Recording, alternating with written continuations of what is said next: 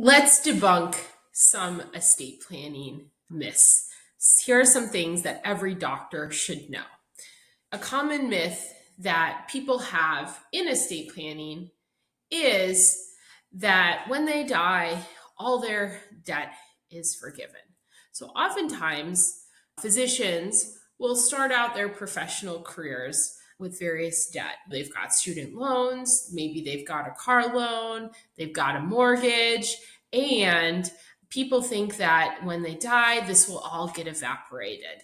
And that's not true. Unfortunately, when people die, that debt is oftentimes going to be accelerated. And the assets of the physician's estate is going to have to be used to pay off that debt. So that's an important consideration to think about when planning with estate planning, especially families with young children. They're going to want to make sure that they have adequate assets both to cover that debt, to make sure that their spouse is taken care of, and that the children are taken care of.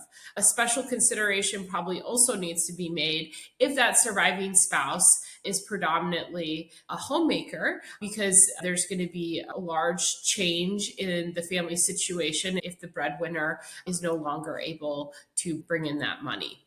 So that's one myth. Another myth that I see a lot of times people have is they think that I can just own everything jointly with my spouse, or I'll just list my spouse as a beneficiary on everything. And this will be wonderful because I'll avoid probate. If I were to die, my spouse gets everything, I get all of theirs. It's super simple, and we'll avoid probate. On top of that, cherry on top. Well, the problem with this type of planning, especially for a physician couple, is that it doesn't consider estate taxes. In Minnesota, we have a $3 million estate tax exemption. And so if you pass everything to your spouse directly through beneficiary designation or joint, or just through a really simple will or trust, where you say, I give it all to my spouse when I die, then you only get one $3 million exemption. You get one exemption. You don't get to preserve the first spouse's to die estate tax exemption.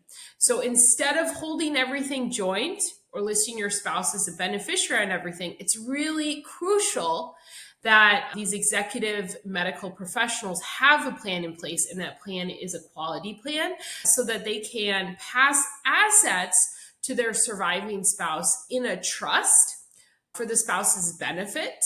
These trusts are oftentimes called in the legal world a credit bypass trust or a family trust.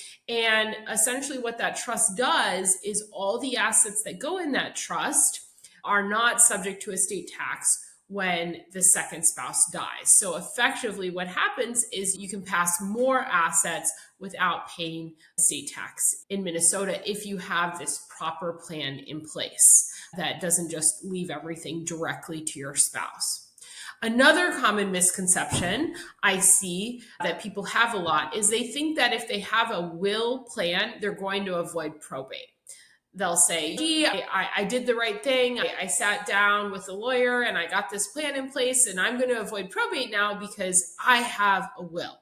And I tell people that wills do not avoid probate. The way wills work is when someone dies, if assets are being passed through the will, they have to go through a probate proceeding. It's a court proceeding where the court supervises the disposition of that property to make sure that the property goes to the right people listed under the will. So it goes from the deceased person to the people named in the will as beneficiaries. And oftentimes people try and avoid probate because it can be time consumptive, it can be expensive, it can have the court involved in your affairs in a way that you just don't want that third party involved in your family's business. Another common misconception sometimes I see medical professionals have, especially those just getting started in their field, is that estate planning is only for rich folks. Basically, I've just landed my new physician job and I don't need a plan in place. And that isn't true. Families who have young children, it's really important to have a plan in place so you can figure out who you can nominate, who is going to raise your children.